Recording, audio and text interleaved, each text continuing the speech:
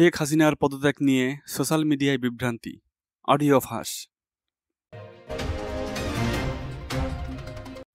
সুপ্রিয় দর্শক, আসসালামু আলাইকুম। এআরপি বার্তা চ্যানেলের পক্ষ থেকে আপনাদের সকলকে স্বাগতম।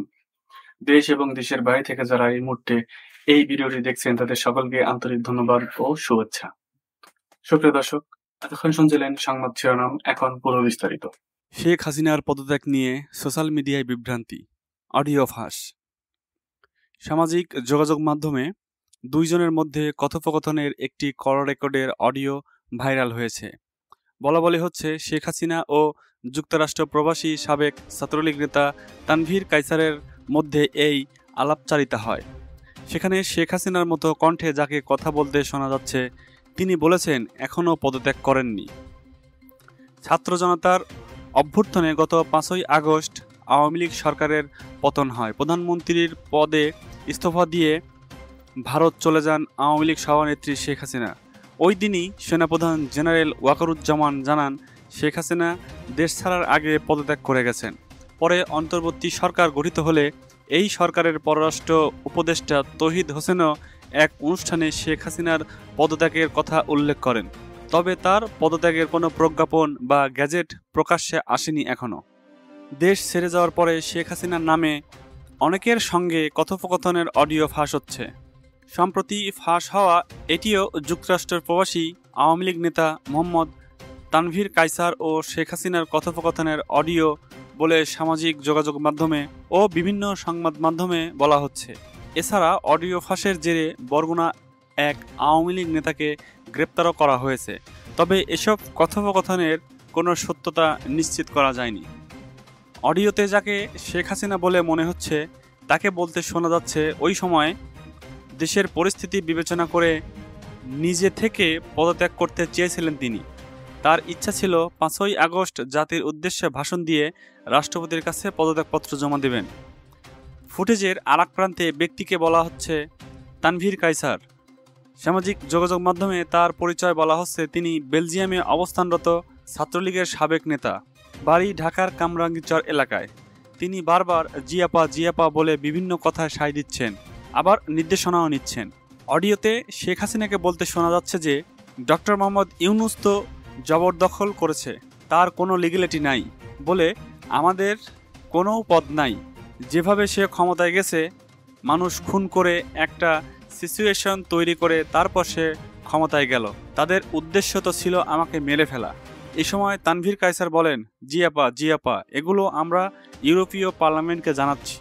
পরে আবার ওই নারী কণ্ঠে বলতে শোনা যায় আমি তো পদত্যাগ করি নাই, আমাকে কনস্টিটিউশনের আর্টিকেল 57 অনুযায়ী যেভাবে পদত্যাগ করতে হয় আমার কিন্তু সেভাবে পদত্যাগ করা হয়নি। সে কিন্তু 6 তারিখের জায়গায় 5 তারিখে লং মার্চ নিয়ে এলো।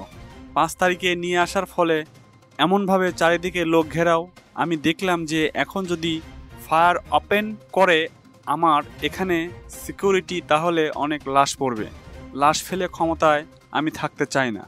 তিনি আরও বলেন যখন এমন সিচুয়েশন হয়ে গেল যে আমার সিকিউরিটি যারা ছিল তারা বাধ্য হয়ে তখন আমাকে সরে যেতে হলো গণভবন থেকে, যার ফলে বঙ্গভবনে গিয়ে মহামান্য রাষ্ট্রপতির কাছে পদত্যাগপত্র জমা আমি দেইনি।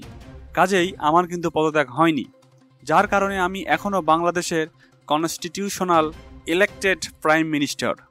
ডক্টর মোহাম্মদ ইউনূসের নাম উল্লেখ করে তিনি আরও বলেন তার যে দুর্নীতি, মানি লন্ডারিং, ট্যাক্স ফাঁকি দেওয়া, অর্থ আত্মসাৎ করা, আবার লিডার দিয়ে ঘুষ দেওয়া, এই সব কিছু মিলিয়ে সে একটা সিচুয়েশন তৈরি করেছে। আর কিছু দেশ তাকে সাপোর্ট করে, এটা সে কাজে লাগিয়েছে।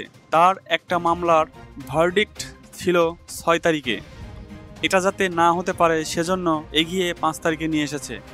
এই 5 তারিখে আনার ফলে যাওয়া হলো যখন মানুষ মারা গেল, আমি একটা জুডিশিয়াল কমিশন করলাম এনকোয়ারি করার জন্য। তারপর আমি সিদ্ধান্ত নিলাম থাকবো না, আমি ছেড়ে দেব, আমি থাকতে চাই না। 5 তারিখে আমি নেশনকে অ্যাড্রেস করে যাব জাতির রাষ্ট্রপতির কাছে, আমি তার কাছে সাবমিশন করব, আমি তার কাছে পদত্যাগপত্র জমা দিব। সংসদীয় গণতন্ত্রের নিয়ম হচ্ছে আমি যদি রেজিগনেশন সাবমিটও করি তাহলে অন্য কেউ মেজরিটি দেখাতে পারলে প্রাইম মিনিস্টার হবেন। আর সংসদ ভাঙতে হলে প্রাইম মিনিস্টারকে রিকোয়েস্ট করতে হবে, অর্থাৎ রাষ্ট্রপতির কাছে। তখন সংসদ ভাঙে, তাছাড়া সংসদ ভাঙতে পারবে না। তখন পুরুষ কণ্ঠে বলতে শোনা যায়, আপা আপনি কোনো স্পিচ দেবেন কিনা? এ প্রশ্নে অপর প্রান্ত থেকে কোনো জবাব দেয়নি। তানভীর বলেন, ইনশাআল্লাহ আপা, আপনি চলে আসবেন তো? আর বেশি দিন নাই।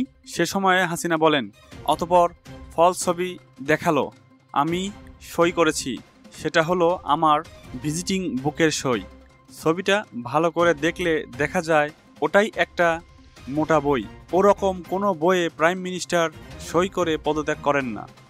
আমার সেই চিঠিও কেউ দেখতে পারছে না। গণভবনে রেখে আসছিলাম, গণভবন আগুন দিয়ে পুড়িয়ে দিয়েছে, লুটপাট হয়েছে, ওগুলো সব চলে গেছে। তিনি আরও বলেন, যে কটা মার্ডার হয়েছে পুলিশের গুলিতে কিন্তু হয়নি, মুভমেন্টের ভিতরে কিলিং এজেন্ট ছিল। ওরা যে বুলেট ব্যবহার করেছে, অ্যাডভাইজার সাখাওয়াত সাহেব আর্মির লোক, উনি নিজেই বলেছেন এই বুলেট তো পুলিশের কাছে থাকে না, তার মানে সাধারণ লোকের কাছে ওই বুলেট ছিল।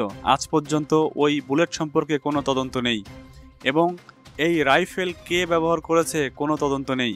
এমনকি কিছু পুরুষ মানুষ বোরকা পরে ইন্ডাস্ট্রিতে আগুন দেওয়া থেকে শুরু করে এগুলো করেছে। পুরুষ লোকটি বলে, জি আপা, যখন আপনি দেশ ছেড়ে চলে গেছেন আমরা খাইতেও পাইনি ঠিক মতো। এর উত্তরে শেখ হাসিনা বলেন, আমি লাশের স্তূপ দেখতে চাইনি। তিনি আবার বলেন, এরপরও কত মানুষ মারলো, পুলিশ মারলো, আনসারদের কোনো হদিস নাই। আওয়ামী লীগের অগণিত নেতাকর্মী, হিন্দুদের পরিবার মেরে লাশ গুম করা হলো। তানভীর প্রশ্ন করেন, আফা, আপনার অ্যাবসেন্সে দলের এখন দায়িত্বে কে বা দল কিভাবে দাঁড়াবে? তবে এই প্রশ্নের উত্তরে শেখ হাসিনাকে কিছু বলতে শোনা যায়নি। সুপ্রিয় দর্শক, আমাদের এআরপি বার্তা চ্যানেলটি নিয়মিত দেশের সর্বশেষ ঘটে যাওয়া সংবাদ সম্প্রচার করে থাকে। নিয়মিত আপডেট নিউজ পেতে আমাদের চ্যানেলটিকে সাবস্ক্রাইব করে পাশেই থাকুন। সুপ্রিয় দর্শক, এই ভিডিওটি ভালো লাগলে অবশ্যই লাইক করবেন, এবং কোনো মন্তব্য থাকলে অবশ্যই আপনার মূল্যবান মন্তব্য কমেন্ট বক্সে জানাতে ভুলবেন না। এতক্ষণ সাথে থাকার জন্য সকলকে আন্তরিক ধন্যবাদ।